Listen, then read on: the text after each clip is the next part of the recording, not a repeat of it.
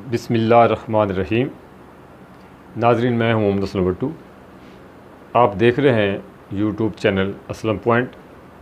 नाजरीन, आज की वीडियो में हम इंसान कामयाब कैसे होता है इस मौजू पर मुख्तसर गुफ्तगू करेंगे। तो अमली ज़िंदगी में जब इंसान कदम रखता है तो उसको बहुत से मसाइल, बहुत सी मुश्किलात और बहुत सी परेशानियों का सामना करना पड़ता है।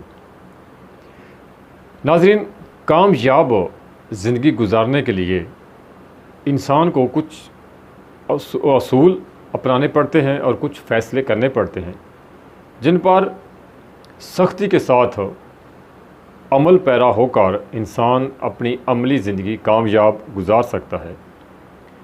सबसे पहले तो नाज़रीन, आपने जो काम भी करना है उसके बारे खूब सोचें, उसके दोनों पहलुओं पर, नेगेटिव और मस्बत पहलू पर खूब सोचें, गौर व फिक्र करें। सोचो विचार के बाद जब आप फ़ैसला कर लें कि मैंने ये काम करना है और पूरी तरह आप मुतमिन हो जाएं, तो उसके बाद आप अमली तौर पर उस काम का आगाज़ कर दें। जब आप उस काम का आगाज़ कर दें तो फिर किसी के मशवरे में आने की ज़रूरत नहीं, कहीं दाएं बाएं देखने की ज़रूरत नहीं। जब आप कोई भी काम करते हैं तो बहुत से लोग आ जाते हैं मशवरा देने के लिए। कोई अपनी अकल व फ़हम के मुताबिक मशवरा देता है, कोई अपनी समझ के मुताबिक मशवरा देता है।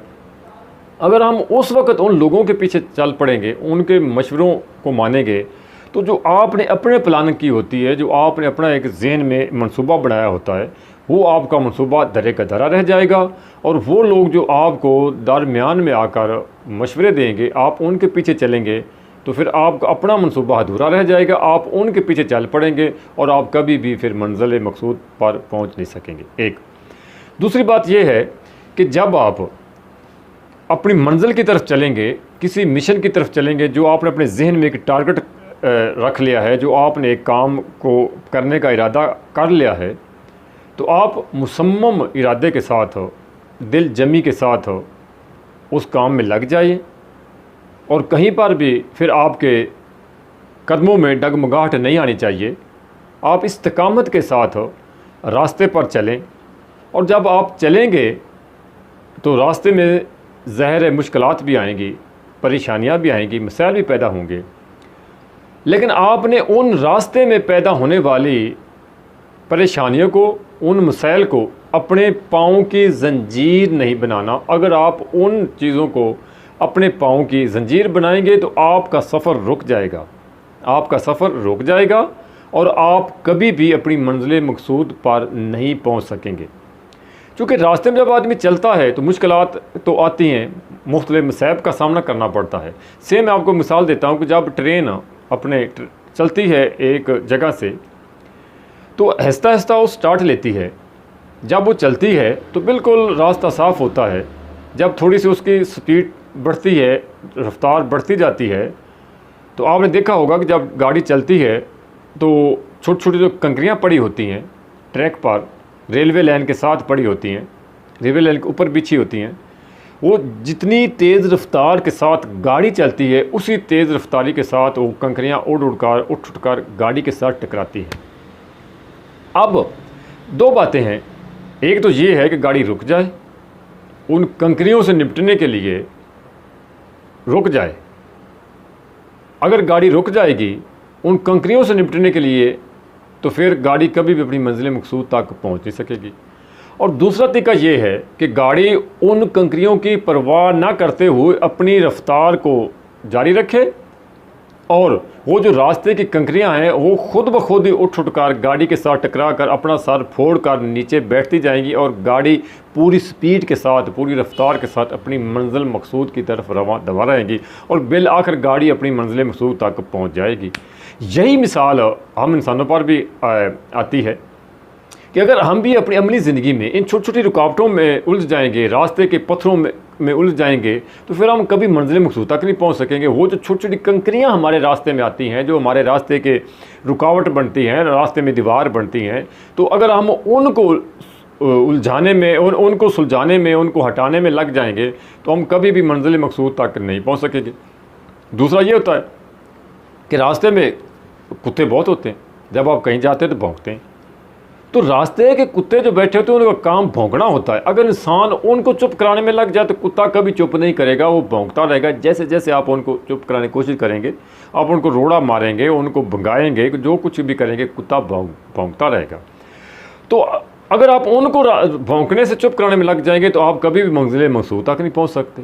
तो लिहाजा क्या करना चाहिए इंसान को कामयाब बनने के लिए, अपनी मंजिल मकसूद तक पहुंचने के लिए, कि जो रास्ते में कुत्ते भौंक रहे हैं उन पर भाई पत्थर फेंकने के बजाय, उन पर वक्त ज़ाया करने के बजाय आप अपने मंजिल की तरफ रवा दवा रहें, आप अपनी मंजिल को फोकस रखें, आप अपनी मंजिल मकसूद की जानब तवज्जो दें और आप चलते रहें। जो रास्ते के कुत्ते हैं वो खुद ब खुद भौंकते रहेंगे, चुप करते रहेंगे, रास्ते में कुछ और कुत्ते आते रहेंगे, भौंकते रहेंगे, आपका सफ़र जो अपनी मंजिल की जानब रवा दवा रहेगा और बिल आखिर आप अपनी मंजिल मकसूद तक पहुँच जाएंगे। तो लिहाजा यही तीन असूल हैं। जो आदमी भी 2-3 ये असूल अपना लेगा वो इंशाल्लाह अपनी मंजिल मकसूद तक पहुंच जाता है और कामयाब ज़िंदगी गुजार लेता है। अगर हम अपने इन असूलों पर अमल ना करेंगे तो अगर हम इन छोटे छोटे जो रास्ते में कंकरियाँ आती हैं, जो रास्ते में इस तरह के सग आते हैं, उनको चुप कराने में लगे रहेंगे, कंकरियाँ हटाने में लगे रहेंगे, तो फिर कभी भी हम मंजिल मकसूद तक नहीं पहुँच सकते।